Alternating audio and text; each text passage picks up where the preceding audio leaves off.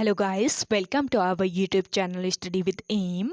आज मैं आप सभी के लिए काफ़ी इंपॉर्टेंट वीडियो लेके आई हूँ। तो देखिए, आपके आगामी वायरलेस के एग्ज़ाम के रिगार्डिंग आप सभी को हमारे द्वारा साइंस के इंपॉर्टेंट क्लासेस प्रोवाइड कराई जा रही हैं और ये क्लासेस आपको टॉपिक वाइज दी जा रही हैं। ये सभी टॉपिक एनसीईआरटी के हैं और आप सभी को यहाँ पर वो ही टॉपिक कवर कराए जा रहे हैं जिनसे अधिकतर चांसेस हैं आईओ के द्वारा क्वेश्चन बनाने के। और देखिए, आज का टॉपिक है आपका सरल आवर्त गति। मोस्ट इंपॉर्टेंट ये टॉपिक है और इस टॉपिक से रिलेटेड जितने भी क्वेश्चन आयोग के द्वारा बन सकते हैं उनको आज की क्लास में हम डिस्कस करेंगे। तो आप सभी लोग एंड तक जरूर फॉलो कीजिएगा इस क्लास को। मोस्ट इंपॉर्टेंट ये क्लास है। देखिए, इससे पहले आप सभी को 2 क्लास और प्रोवाइड कराई गई हैं हमारे द्वारा। जिन लोगों ने नहीं देखी हैं अभी तक वो क्लासेस, तो हमारे YouTube channel study with M पर विजिट करके देख सकते हैं। तो चलिए, आज की इस क्लास को हम स्टार्ट करते हैं। स्टार्ट करने से पहले जिन लोगों ने अभी तक हमारी YouTube channel study with M को सब्सक्राइब नहीं किया है वो सब्सक्राइब कर लें। साथ ही साथ बगल में जो बेल आइकन दिख रहा है इसे भी प्रेस कर लें ताकि हम कोई भी वीडियो डालते हैं तो उसका नोटिफिकेशन आपके पास जल्द से जल्द पहुँच जाए। आप सभी लोग हमारे टेलीग्राम चैनल को भी ज्वाइन कर सकते हैं। अराउंड 6.7 के यहाँ पे ग्रुप मेंबर्स हो चुके हैं। सुबह 10 बजे और शाम 8 बजे यहाँ पे क्विज का आयोजन भी कराया जाता है।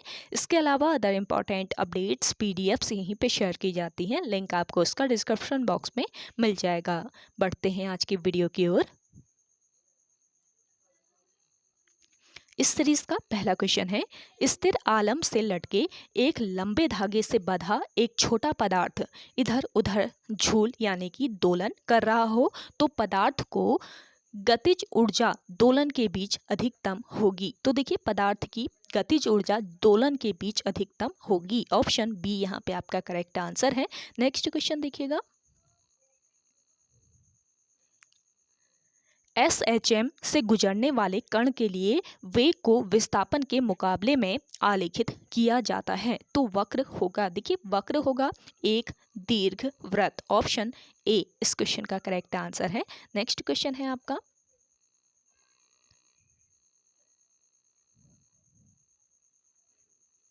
यदि एक सरल लोलक की लंबाई 9 गुना एवं इसके गोलक का द्रव्यमान 4 गुना कर दें तो इसका दोलन काल हो जाएगा। तो देखिए, इसका दोलन काल हो जाएगा 3t। ऑप्शन ए यहाँ पे आपका करेक्ट आंसर है। नेक्स्ट क्वेश्चन देखिएगा, एक स्थिर लिफ्ट की छत से लटके हुए सरल लोलक का दोलन काल t1 है। जब लिफ्ट नियत वेग से नीचे की ओर गति करे तो सरल लोलक का दोलन काल t2 हो जाता है। तो तब क्या हो जाएगा, इसका आंसर हो जाएगा। देखिए, t2 बराबर t1 और t2 बराबर हो जाएंगे। ऑप्शन डी यहाँ पे आपका राइट आंसर हो जाएगा। अगला देखिएगा, स्प्रिंग का काठिन्य यानी कि स्टिफनेस है। देखिए, स्प्रिंग की जो काठिन्य यानी कि स्टिफनेस है वो स्प्रिंग की भारवाहिका धारिता है। ऑप्शन ए यहाँ पे आपका राइट आंसर है। स्प्रिंग की भारवाहिका धारिता है स्प्रिंग की स्टिफनेस। अगला क्वेश्चन देखिएगा, स्प्रिंग को अपनी सामान्य लंबाई पर वापस लौटने के लिए लगने वाले बल को कहते हैं। देखिए, स्प्रिंग को अपनी सामान्य लंबाई पर वापस लौटने के लिए लगने वाले बल को कहा जाता है प्रत्यानयन बल। ऑप्शन डी यहाँ पे आपका करेक्ट आंसर है। नेक्स्ट क्वेश्चन देखिए, एक लड़की झूले में बैठकर झूल रही है। यदि लड़की एकाएक खड़ी हो जाए तो दोलन काल क्या होगा। तो देखिए, लड़की एकाएक खड़ी हो जाए तो दोलन काल कम हो जाएगा। ऑप्शन ए यहाँ पे आपका राइट आंसर है। नेक्स्ट क्वेश्चन देखिएगा, एक सरल लोलक निर्वात युक्त प्रकोष्ठ में दोलन करेगा। देखिए, एक सरल लोलक निर्वात युक्त प्रकोष्ठ में दोलन करेगा नियत आयाम से। ऑप्शन 20 क्वेश्चन का करेक्ट आंसर है। अगला देखिएगा, एक सरल लोलक का आवर्तकाल t है। यदि लोलक की लंबाई 21% बढ़ा दी जाए तो इसका आवर्तकाल कितना प्रतिशत बढ़ जाएगा। देखिए, एक सरल लोलक का आवर्तकाल कितना है, t है। यदि लोलक की लंबाई 21% बढ़ा दी जाए तो इसका आवर्तकाल कितना हो जाएगा, कितना प्रतिशत बढ़ जाएगा। इसका राइट आंसर है 10%। 10% इसका आवर्तकाल बढ़ जाएगा। ऑप्शन ए बिल्कुल राइट आंसर है। अगला देखिएगा, एक कण अपनी माध्य स्थिति से आवर्त गति प्रारंभ करती है। इसका आयाम ए तथा कुल ऊर्जा ई है। किसी क्षण इसकी गतिज ऊर्जा 3e/4 है तो इस क्षण इसका विस्थापन होगा। तो देखिए इस क्षण इसका विस्थापन हो जाएगा a/2, ऑप्शन बी बिल्कुल राइट आंसर हो जाएगा आपका। अगला देखिएगा, सरल आवर्त गति करते हुए कण की कुल ऊर्जा निर्भर करती है, पहला इसके आयाम पर, दूसरा आवर्तकाल पर और तीसरा विस्थापन पर। तो इन कथनों में कौन सा सही है ये बताना है। तो देखिए सरल आवर्त गति करते हुए कण की जो कुल ऊर्जा है वो किस किस पर निर्भर करती है, वो निर्भर करती है आयाम पर और दूसरा आवर्त काल पर। तो ऑप्शन ए यहाँ पे आपका राइट आंसर हो जाएगा, 1 और 2 सही हैं। अगला देखिएगा, सरल आवर्त गति में किसी भी क्षण कण को त्वरण और विस्थापन का अनुपात किसकी माप है। तो देखिए सरल आवर्त गति में किसी भी क्षण कण को त्वरण और विस्थापन का जो अनुपात है वो किसकी माप है, कोणीय आवृत्ति के वर्ग की। ऑप्शन सी यहाँ पे आपका राइट आंसर है। नेक्स्ट क्वेश्चन देखिएगा, किसी सरल लोलक की लंबाई 4% बढ़ जाए तो उसका आवर्तकाल क्या होगा। तो देखिए किसी सरल लोलक की लंबाई अगर 4% बढ़ जाए तो उसका आवर्तकाल 2% बढ़ जाएगा। ऑप्शन बी यहाँ पे आपका राइट आंसर है। आप सभी को आज की ये क्लास पसंद आ रही है तो लाइक कर लीजिएगा। जिन लोगों ने अभी भी हमारे YouTube channel study with M को सब्सक्राइब नहीं किया है वे लोग जरूर सब्सक्राइब कीजिएगा। और आपको डेली बेसिस पे ये क्लासेस प्रोवाइड कराई जा रही है, आपको इस एग्ज़ाम के रिगार्डिंग इम्पॉर्टेंट क्लासेस दी जा रही है। और ये देखिए टॉपिक वाइज क्लासेस आपको दी जा रही हैं, जो भी इम्पोर्टेंट टॉपिक हमें लग रहा है वो ही आपको यहाँ पे प्रोवाइड की जा रही हैं। तो आप सभी लोग इन टॉपिक वाइज जो सीरीज़ है इनको ज़रूर आप फॉलो कीजिएगा। और आपने पढ़ लिया होगा और ये आपका रिवाइज चल रहा है, आप रिवाइज करने के लिए इन क्लासेस को फॉलो कर सकते हैं डेली बेसिस पे। अगला देखिएगा, एक पेंडुलम की लंबाई को दोगुना कर दिया जाए तथा उसके गोलक के द्रव्यमान को आधा कर दिया जाए तो उसका आवर्तकाल हो जाएगा। देखिए एक पेंडुलम की लंबाई को दोगुना कर दिया जाए और उसके गोलक के द्रव्यमान को आधा कर दिया जाए तो उसका आवर्तकाल यानी कि टाइम पीरियड क्या हो जाएगा, √2 गुनी। ऑप्शन ए यहाँ पे आपका राइट आंसर हो जाएगा, टाइम पीरियड हो जाएगा √2 गुना। अगला देखिएगा, एक सरल लोलक का आवर्तकाल 2 गुना हो जाएगा यदि लंबाई 4 गुनी कर दी जाए। एक सरल लोलक का आवर्तकाल 2 गुना कब होगा, जब उसकी लंबाई को 4 गुनी कर दिया जाए। ऑप्शन सी यहाँ पे आपका राइट आंसर है। अगला देखिएगा,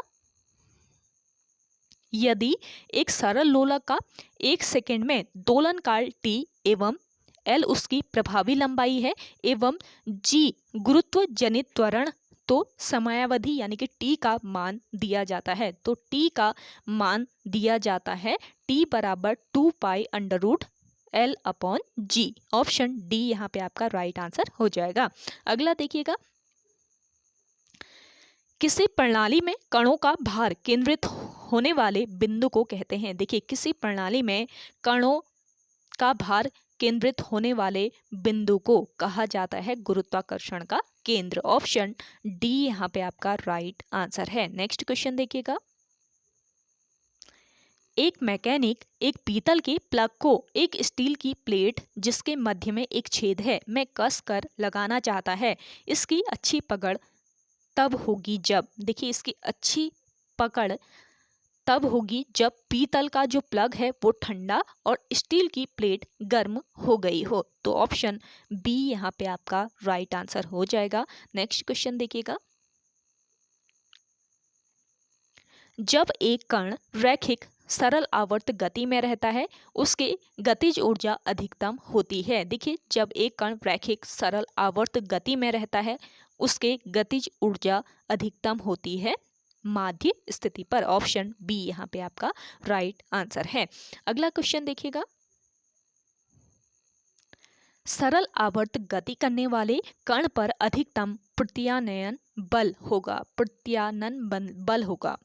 तो देखिए सरल आवर्त गति करने वाले कण पर अधिकतम प्रत्यानयन बल होगा, इसका राइट आंसर है अधिकतम विस्थापन पर। अधिकतम जो प्रत्यानयन बल होगा वो अधिकतम विस्थापन पर होगा। अगला क्वेश्चन देखिएगा,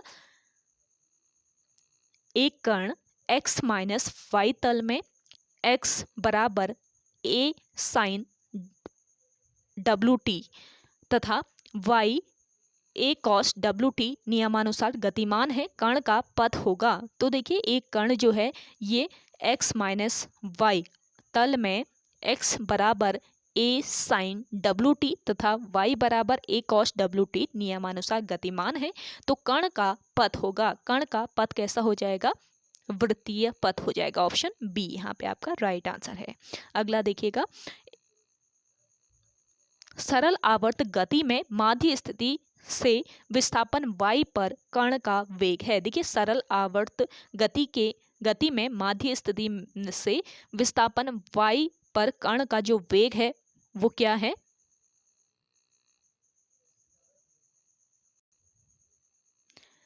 W अंडर रूट ए स्क्वायर माइनस वाई स्क्वायर। सरल आवर्त गति में माध्य स्थिति से विस्थापन y पर कण का वेग है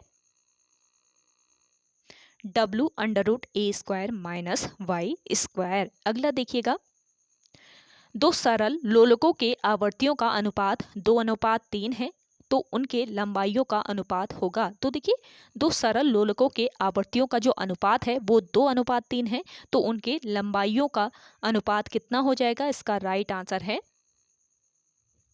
9/4। ऑप्शन डी यहाँ पे आपका करेक्ट आंसर है। अगला देखिए, किसी कंपनिक पिंड के अपनी माध्य स्थिति से अधिकतम विस्थापन को क्या कहा जाता है? देखिए किसी कंपनिक पिंड के अपनी माध्य स्थिति से अधिकतम विस्थापन को कहा जाता है आयाम। ऑप्शन सी यहाँ पे आपका राइट आंसर है। अगर अगला है आपका, सरल आवर्त गति में स्थित रहता है। देखिए सरल आवर्त गति में स्थित रहता है आवर्त काल। ऑप्शन सी यहाँ पे आपका राइट आंसर है। अगला देखिएगा, जिन लोगों ने अभी भी इस क्लास को शेयर नहीं किया है, सभी लोग मिलकर आप सभी लोग शेयर कर दीजिएगा जल्दी से। तो देखिए नेक्स्ट क्वेश्चन है आपका, लोलक का संचलन क्या कहलाता है? देखिए लोलक का जो संचलन है वो क्या कहलाता है? दोलन गति कहलाता है। ऑप्शन बी यहाँ पे आपका राइट आंसर है। एंड तक जरूर फॉलो कीजिएगा इस क्लास को, मोस्ट इंपॉर्टेंट ये क्लास है और आपको टॉपिक वाइज यहाँ पे क्वेश्चन प्रोवाइड कराए जा रहे हैं, तो आप सभी को एंड तक जरूर फॉलो करना है। काफ़ी महत्वपूर्ण ये क्लास है आपके वायरलेस के एग्जाम के लिए। अगला देखिए, घड़ी की चाबी भरने के बाद उसमें डॉट डॉट डॉट भंडारित हो जाती है। तो देखिए घड़ी की चाबी भरने के बाद उसमें क्या भंडारित हो जाती है ये बताना है, तो इसका राइट आंसर क्या हो जाएगा? यांत्रिकी ऊर्जा। घड़ी की चाबी भरने के बाद उसमें क्या भंडारित हो जाती है? यांत्रिकी ऊर्जा भंडारित यानी कि एकत्रित हो जाती है। ऑप्शन ए यहाँ पे आपका करेक्ट आंसर है। नेक्स्ट क्वेश्चन देखिएगा, यदि एक पेंडुलम से दोलन करने वाली घड़ी को पृथ्वी से चंद्रमा पर ले जाएं तो घड़ी होगी। तो देखिए घड़ी क्या हो जाएगी? घड़ी हो जाएगी आपके सुस्त। ऑप्शन ए यहाँ पे आपका राइट आंसर है। नेक्स्ट क्वेश्चन देखिएगा, किसी सरल लोलक की काल अवधि स्वतंत्र होती है। देखिए किसी सरल लोलक की काल अवधि स्वतंत्र होती है अपने द्रव्यमान से। ऑप्शन बी यहाँ पे आपका राइट आंसर है। अगला देखिएगा, लोलक यानी कि पेंडुलम घड़ियां गर्मियों में सुस्त हो जाती हैं, क्यों? इसका क्या कारण है? क्योंकि देखिए लोलक की जो लंबाई है वो बढ़ जाती है। ऑप्शन सी यहाँ पे आपका राइट आंसर है और यही कारण है कि लोलक यानी पेंडुलम घड़ियां गर्मियों में क्या हो जाती है? सुस्त हो जाती हैं। अगला क्वेश्चन देखिएगा, नेक्स्ट है आपका, जब कोई वस्तु सरल हार्मोनिक गति निष्पादित कर रही है और माध्य स्थिति से गुजरती है तो इसमें अधिकतम गतिज ऊर्जा और न्यूनतम विभव होती है। तो ऑप्शन डी यहाँ पे आपका राइट आंसर है। नेक्स्ट क्वेश्चन देखिएगा, 3 सेंटीमीटर सूक्ष्म तरंगों की सेकेंडों में दोलन की अवधि है। देखिए 3 सेंटीमीटर सूक्ष्म तरंगों की सेकेंडों में दोलन की जो अवधि है वो क्या हो जाएगी? इसका राइट आंसर है 1 × 10⁻⁻10। ऑप्शन बी यहाँ पे आपका राइट आंसर है। अगला देखिएगा, एक बहुत पुराने मॉडल पेंडुलम घड़ी की कार्य पद्धति पूरी तरह से डैश थी, तो क्या थी ये आपको बताना है, फिल करना है। यहाँ पे जिन लोगों को आंसर आ रहा है तो अपना आंसर आप सभी लोग लगा सकते हैं, कमेंट सेक्शन में आंसर करके बताएं इसमें क्या फिल हो जाएगा। तो देखिए एक बहुत पुराने मॉडल पेंडुलम घड़ी की कार्य पद्धति पूरी तरह से मैकेनिकल थी। ऑप्शन ए यहाँ पे आपका राइट आंसर है। अगला क्वेश्चन देखिएगा, पेंडुलम घड़ी का आविष्कार किसने किया था? मोस्ट इंपॉर्टेंट क्वेश्चन है, पेंडुलम घड़ी का जो आविष्कार है वो किसने किया था? इसका आंसर आप सभी लोग कमेंट सेक्शन में कमेंट करके बताएंगे। मोस्ट इंपॉर्टेंट ये क्वेश्चन है, जल्दी से आंसर कीजिएगा इस क्वेश्चन का। तो देखिए पेंडुलम घड़ी का जो आविष्कार है वो किसने किया था? क्रिश्चियन हाइगेंस ने किया था, ये ध्यान रखेंगे, क्रिश्चियन हाइगेंस। तो करेक्ट कर लीजिएगा, यहाँ पे आपके ऑप्शन में दिया नहीं है। क्रिश्चियन हाइगेंस राइट आंसर है इस क्वेश्चन का। पेंडुलम घड़ी के आविष्कारक हैं क्रिश्चियन हाइगेंस, और 1656 ईस्वी में क्रिश्चियन हाइगेंस ने पेंडुलम घड़ी का आविष्कार किया था। अगला देखिएगा, पेंडुलम लयबद्ध दोलक यानी कि हार्मोनिक ऑसिलेटर की तरह काम करता है, अतः डैश में इसका प्रयोग किया जाता है। तो किस में इसका प्रयोग किया जाता है? कलाई में पहनने वाली घड़ी में। तो ऑप्शन बी यहाँ पे आपका राइट आंसर हो जाएगा। अगला क्वेश्चन देखिएगा,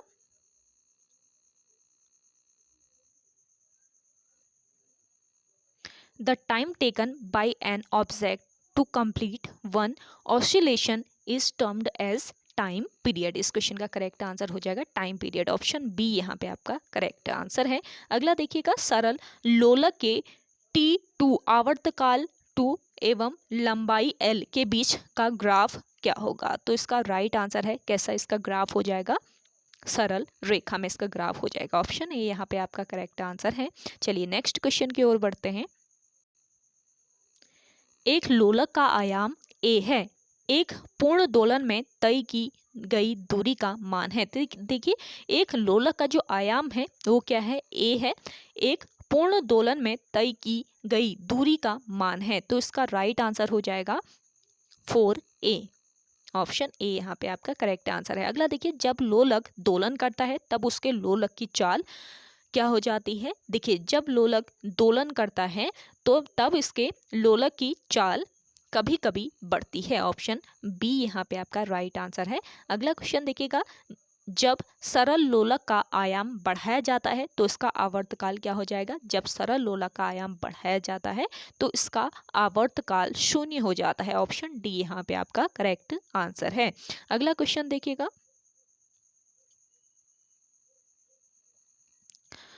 जब सरल लोलक का आयाम बढ़ाया जाए तो इसका आवर्तकाल अपरिवर्तित रहता है, ये ध्यान रखेंगे, अपरिवर्तित रहता है। ऑप्शन सी यहाँ पे आपका राइट आंसर है, सी है, करेक्ट कर लीजिएगा। अगला देखिए, दोलन करते लोलक का गोलक 100 सेकेंड में मध्य बिंदु से 100 बार गुजरता है, लोलक का आवर्तकाल है। तो देखिए लोलक का जो आवर्तकाल है वो कितना है? 2 सेकेंड। ऑप्शन सी बिल्कुल करेक्ट आंसर हो जाएगा। तो देखिए नेक्स्ट क्वेश्चन है आपका, दोलन करते लोलक का गोलक 100 सेकेंड में मध्य बिंदु से 100 बार गुजरता है, तो लोलक का आवर्तकाल कितना हो जाएगा? 2 सेकेंड। ऑप्शन सी यहाँ पे आपका राइट आंसर है। अगला देखिए, एक सरल लोलक का आवर्तकाल 2.5 सेकेंड है, 50 सेकेंड में इसके पूर्ण दोलनों की संख्या क्या होगी? तो देखिए 50 सेकेंड की बात करें तो 50 सेकेंड में इसके पूर्ण दोलनों की जो संख्या हो जाएगी वो कितनी हो जाएगी? इसका राइट आंसर है 20। ऑप्शन सी यहाँ पे आपका राइट आंसर है। अगला देखिएगा, सरल लोलक का गोलक एक खोखला गोला है जो पारे से पूर्णतः भरा है। यदि 1/3 पारा निकाल लिया जाए तो लोलक का आवर्तकाल क्या हो जाएगा? तो देखिए लोलक का जो आवर्तकाल है वो बढ़ेगा। ऑप्शन बी यहाँ पे आपका राइट आंसर है। अगला क्वेश्चन देखिएगा, निम्न में से कौन सा सरल आवर्त गति का लक्षण है? तो देखिए सरल आवर्त गति का जो लक्षण है वो कौन सा है? गति आवर्ती होती है, इसके त्वरण विस्थापन का समानुपाती होती है, गति माध्य स्थिति अथवा साम्यावस्था के परितः सरल रेखी होती है। देखिए सभी लक्षण हैं तो उपरोक्त सभी ऑप्शन डी यहाँ पे आपका राइट आंसर है। अगला देखिएगा, सरल आवर्त गति में वस्तु की विस्थापन एवं वेग का कालांतर है। देखिए सरल आवर्त गति में वस्तु के विस्थापन एवं वेग का जो कालांतर है वो कितना है? इसका राइट आंसर है π/2। ऑप्शन सी यहाँ पे आपका राइट आंसर है। अगला देखिएगा, टी आवर्तकाल का एक सरल लोलक का बॉब धातु का बना है तथा ऋणावेशित है। यदि इसको धनावेशित प्लेट के ऊपर दोलन कराएं तब इसका आवर्तकाल क्या होगा। तो देखिए, टी आवर्तकाल का एक सरल लोलक का बॉब धातु का बना है तथा आवेशित है। यदि इसको धनावेशित प्लेट के ऊपर दोलन कराएं तब इसका आवर्तकाल टी से कम हो जाएगा। ऑप्शन बी यहाँ पे आपका राइट आंसर है। नेक्स्ट क्वेश्चन देखिएगा, एक कण का विस्थापन y बराबर 3 sine 5 pi T plus R द्वारा प्राप्त होता है। यहाँ पर y मीटर है तथा टी सेकेंड में है, तो गति की आवृत्ति क्या हो जाएगी। तो देखिए, गति की जो आवृत्ति है वो कितनी हो जाएगी, 2.5 हर्ट्ज। ऑप्शन बी यहाँ पे आपका राइट आंसर है। तो देखिए, ओके गाइज, आज के इस क्लास में इतना ही। आई होप आपको आज की क्लास पसंद आई होगी। आप सभी को आज की ये क्लास पसंद आती है तो इस क्लास को लाइक कीजिएगा, शेयर कीजिए। जिन लोगों ने अभी भी हमारे YouTube channel study with M को सब्सक्राइब नहीं किया है वो सब्सक्राइब कर लीजिए, और जिन लोगों ने पुरानी क्लासेस नहीं देखी है तो वो क्लासेस पे आप फॉलो जरूर कीजिएगा। मोस्ट इम्पॉर्टेंट ये क्लास है और 31 को आपका एग्ज़ाम होने वाला है। उसके पहले आप सभी को सुबह एंड शाम दोनों टाइम क्लासेस प्रोवाइड कराई जा रही हैं, तो आप सभी लोग क्लासेस को ज़रूर फॉलो कीजिएगा। चलिए मिलते हैं एक नई इंटरेस्टिंग वीडियोज़ के साथ, तब तक के लिए धन्यवाद।